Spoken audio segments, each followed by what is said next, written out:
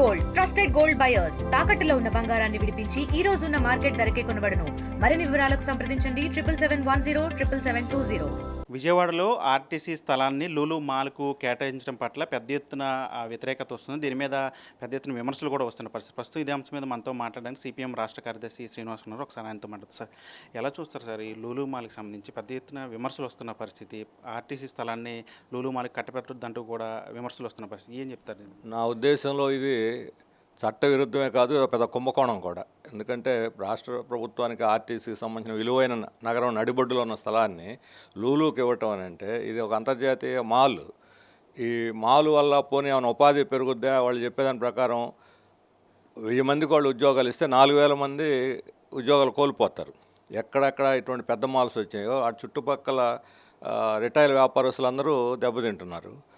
చిన్న చిన్న షాపులు అన్నీ దెబ్బతింటున్నాయి. ఈవెన్ ఆ తర్వాత క్రమంలో ఒక మీడియా తరహా మధ్యంతరంగా ఉండే మాల్స్ కూడా పోతాయి, సూపర్ బజార్లు మాల్స్ కూడా పోతాయి. అందుకని వ్యాపార రంగంలో మనకు రిటైల్ వ్యాపారం అనేది అత్యధిక మందికి ఉపాధి కల్పించేటువంటి రంగం. దాన్ని దెబ్బకొట్టి లూలుని అనుమతించడమే తప్పు. అసలు దానికి అనుమతి ఇవ్వాలా లేదనేది అసలు సమస్య. దేశీయాల్లో ఉండే ఇప్పటికే అలా చాలా పెట్టుకుంటున్నారు. రిలయన్స్ వాళ్ళు, డిమార్ట్ ఇటువంటివి చాలా వచ్చినాయి. వాటి వల్లనే ఇప్పుడు చాలా వరకు చిన్న చిన్న వ్యాపారస్తులు దెబ్బతిన్నారు. ఇప్పుడు ఇది జైంట్, ఒక రాక్షసి బల్లి లాంటిది. ఇది వచ్చి రెండో దానికి రాష్ట్ర ప్రభుత్వ స్థలం ఇవ్వాల్సిన అవసరం ఏంటి? వాళ్ళు కావాలంటే వాళ్ళు కొనుక్కుంటారు, పెట్టుకుంటారు. ఎక్కడైనా అనేక మాల్స్ పెట్టుకున్నట్టు వాళ్ళు పెట్టుకుంటారు. వాళ్ళ దీనికి పెట్టుబడులు వస్తున్నాయనేటువంటి పేరుతోటి ప్రభుత్వ స్థలాలు, విలువైన స్థలాలను దాన్ని కట్టబెట్టడం అనేది ఎట్టి పరిస్థితుల్లో కూడా విజయవాడ నగర పౌరులకి ఇది సమ్మతం కాదు. గతంలో విశాఖపట్నంలో జగన్మోహన్ రెడ్డి గారు ప్రభుత్వం ఉన్నప్పుడు అనుమతి ఇచ్చారు. అంతకుముందు ఇస్తే వాళ్ళు ప్రజలందరూ తిప్పికొట్టారు. తర్వాత ప్రభుత్వం ఉపసంహరించుకుంది. అందుకని ఆ అనుభవం నుంచి కూడా ఈ ప్రభుత్వం పాఠం నేర్చుకొని ఇటువంటి వాటికి ఇప్పుడు అసలు పరిశ్రమలకి వాటికి వీటికే రైతులు భూములు లాగేసుకుంటుంటే వాళ్ళు అపోజ్ చేస్తూ రాష్ట్రం అంతా ఆందోళన జరుగుతుంటే ఇప్పుడు ఏకంగా ఆర్టీసీ స్థలాన్ని ఎట్లా ఇస్తారు? అందుకని ఆర్టీసీ యూనియన్లు కూడా దీన్ని వ్యతిరేకిస్తున్నాయి. ఇది ప్రజల సొత్తు. అది ప్రజల సొత్తుని కార్పొరేట్లకు ఎలా ఇస్తారు? అంటే గతంలో అదే స్థలాన్ని గవర్నమెంట్ ఆసుపత్రి కట్టి ప్రజలకు సేవలు అందించాలని పోరాటాలు కూడా చేసిన పరిస్థితి. అప్పుడు దానికి వ్యతిరేకించింది గవర్నమెంట్, అక్కడ కుదరదని చెప్పిన పరిస్థితి. కానీ ఇప్పుడు అదే స్థలాన్ని ఒక ప్రైవేటు సంస్థకి అప్పగించడం ఎట్లా చూస్తారు? ఇది కూడా వాస్తవం. అక్కడ ఆర్టీసీ డిపోని అక్కడికి ఎత్తేసిన తర్వాత, అలా అక్కడ కొత్త బస్ స్టాండ్కి మార్చిన తర్వాత ఇది ఖాళీగా ఉంటుంది. పక్కనే పార్కు అనేది డెవలప్ చేశారు. ఇప్పుడు పక్కనే ఆసుపత్రి ఉంది, గవర్నమెంట్ ఆసుపత్రి మన కళాక్షేత్రం ఎదురుగా ఉన్నది. దాని ఎక్స్పాన్షన్గా ఉపయోగించవచ్చు. అది చాలా ఇరుగ్గా ఉన్నటువంటిది. ప్రజల అవసరాలకేమో పనికిరాంది ఈరోజు వ్యాపార అవసరాలకి పనికొస్తుందని చెప్పడం అంటే స్థలం ఏదైనా స్థలమే. అందుకని ఈ ప్రభుత్వ స్థలాన్ని ఖచ్చితంగా ప్రజా అవసరాలకే ఉపయోగించాలి. అంటే ఇంకొక వాదన కూడా ఉందండి. ఏదైనా కాలువల పక్కన ఏదైనా చిన్న షెడ్ వేస్తేనే అక్కడ పర్యావరణ కాలుష్యానికి అడ్డొస్తుంటూ అవన్నీ కూడా తొలగిస్తారని చెప్తున్నారు. కానీ ఇప్పుడు ఒక పెద్ద షాపింగ్ మాల్ అక్కడ పెడితే ఇంకా పర్యావరణ కాలుష్యం అవుతుంది కదా, దానికి ఎందుకు ప్రభుత్వం మద్దతు ఇస్తుంది అనేది కూడా ఒక వాదన. అంటే కాలుష్యం దీనివల్ల వస్తుందా రాదా నేను చెప్పలేను. ఎందుకంటే షాపింగ్ మాల్ కాబట్టి ఆ యాంగిల్లో ఆ వాదన పరిశీలించాల్సినటువంటి అవసరం ఉంది. కానీ అసలు బేసిక్గా ఇది ప్రభుత్వ స్థలం, ప్రజల ఆస్తి.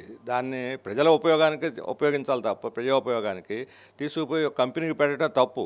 రెండోది దాన్ని ఆనుకొని మీరు అన్నట్టు కాలువ దాన్ని ఇంకా బ్యూటిఫై చేసి కాలువ ఈ దుర్వాసన ఇవన్నీ రాకుండా దాన్ని చేయాల్సిన అవసరం ఉంది. కొన్ని అట్లా చేస్తున్నారు, మంచిదే. కానీ దీనివల్ల ఏంటి, ప్రభుత్వ స్థలంతో పాటు అదనంగా ఖాళీగా వీళ్ళు ఒక 4.5 ఎకరాలు ఇస్తే ఇంకో 2 ఎకరాలు వాళ్ళు పక్కన కూడా ఆగిపోయి చేయగలరు. అంత శక్తిమంతులు ఇటువంటి కార్పొరేట్ శక్తులు. అందుకని వాళ్ళకి స్థలం కేటాయించడమే తప్పు, అసలు దాన్ని అనుమతించడమే తప్పు. స్థలం కేటాయించడం తప్పు అన్న తర్వాత ఇక మిగతా విషయాలన్నిటికీ అంత ప్రాధాన్యత లేదు. అంటే ఇంకో విషయం కూడా చెప్తున్నారు. అంటే ఆ సంస్థకు 3 సంవత్సరాల పాటు లీజు లేకుండా కూడా జీవోలో చెప్పారు. అదే ఆ స్థలాన్ని అమ్ముకోవచ్చు, ఎవరైనా ప్రైవేట్ వ్యక్తులకు అమ్ముకోవచ్చు అనే హక్కు కూడా వాళ్ళకి కల్పిస్తున్నట్టు కూడా జీవోలు ఉందని చెప్తున్నారు. అది ఏం చెప్తున్నారు? వాళ్ళకి ఈ పన్ను మినహాయింపు, ప్రాపర్టీ ట్యాక్స్ మినహాయింపు, పన్ను మినహాయింపు ఇచ్చి ప్రత్యేకమైనటువంటి కొన్ని ఇన్సెంటివ్స్ 3 సంవత్సరాల్లో వీళ్ళు భరిస్తామని చెప్పడం కూడా దుర్మార్గమైనటువంటిది. ఒకవైపు రైతులు గిట్టుబాటు ధర లేక ఉంటుంటే ప్రకటనలు తప్ప వాళ్ళకేం ఇవ్వటం లేదు. వ్యవసాయ కూలీలకి ఉపాధికి నిధులు లేవు, పంచాయతీలకు ఇవ్వడానికి కూడా నిధులు ఇవ్వటం లేదు. ఒకవైపు ప్రజలకి అభివృద్ధికి సంబంధించినటువంటి వాటికి నిధులు ఇవ్వకుండా సంక్షేమ కార్యక్రమాలకు డబ్బులు లేవని ఒక సంవత్సరం పాటు అన్నీ ఆపేశారు. ఇటువంటి వాటికి ఇస్తున్నారు. మా ఉద్దేశంలో కార్పొరేట్ కంపెనీల దగ్గర రాబట్టాలి ప్రభుత్వం డబ్బులు, దాని బదులు ప్రభుత్వం ఎదురివ్వటం ఏంటంటే ఇది అంటే దీని వెనకాల ఏమన్నా పెద్ద పెద్ద నాయకులు లేకపోతే వాళ్ళ వాటాలు ఏమైనా ఉన్నాయా, ఇది కూడా అనుమానం. ఎందుకంటే ఈరోజు ఈ పెట్టుబడుల పేరుతో వచ్చి ప్రతి ప్రాజెక్టులోనూ డైరెక్ట్గాను ఇండైరెక్ట్గాను బెనామీయో లేకపోతే అసలు ఏదో ఒక వాటాలు కొంతమంది కలిగి ఉంటున్నారు, రహస్య ఒప్పందాలు జరుగుతున్నాయి.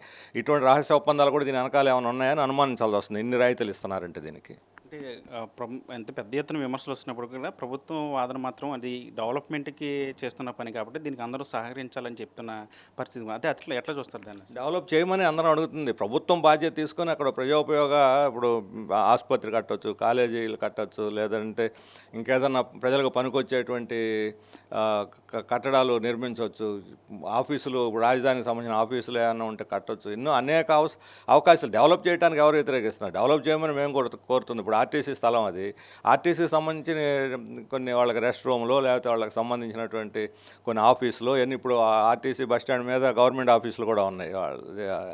గవర్నమెంట్ తీసుకొని ఇప్పుడు టెంపరీగా పెట్టున్నారు. అందుకని ఆర్టీసీ ఎక్స్పాన్షన్కి సంబంధించి పెట్టవచ్చు అక్కడ అనేక. దానివల్ల కూడా ఉపాధి వస్తుంది. ఏదన్నా ఇప్పుడు ఆర్టీసీ బాడీ బిల్డింగ్ లేకపోతే ఇటువంటివి కూడా ఏమన్నా పెట్టి రిపేర్లు అటువంటి పెట్టారనుకోండి, ఉపాధి కూడా వస్తుంది. అందుకని చాలా ఉన్నాయి ప్రత్యామ్నాయాలు. అవి ప్రజలతో ఇక్కడ నగర ప్రముఖులతోటి, ప్రజా సంఘాలతోటి, రాజకీయ పార్టీలతో, నగరంలో ఉండే వాళ్ళతో ఒక సమావేశం వేసి వాళ్ళ సలహాలు కూడా తీసుకుంటే ఇంకా మంచి సూచనలు అనేక వస్తే దాన్ని బట్టి అది డెవలప్ చేయొచ్చు. అంటే ఇప్పటికే దానికి సంబంధించి జీవో కూడా విడుదలైపోయిన పరిస్థితి. అంటే వామపక్షాలుగా లూలు మాల్కి సంబంధించిన భవిష్యత్తు కార్యాచరణ ఏమైనా చేస్తారు?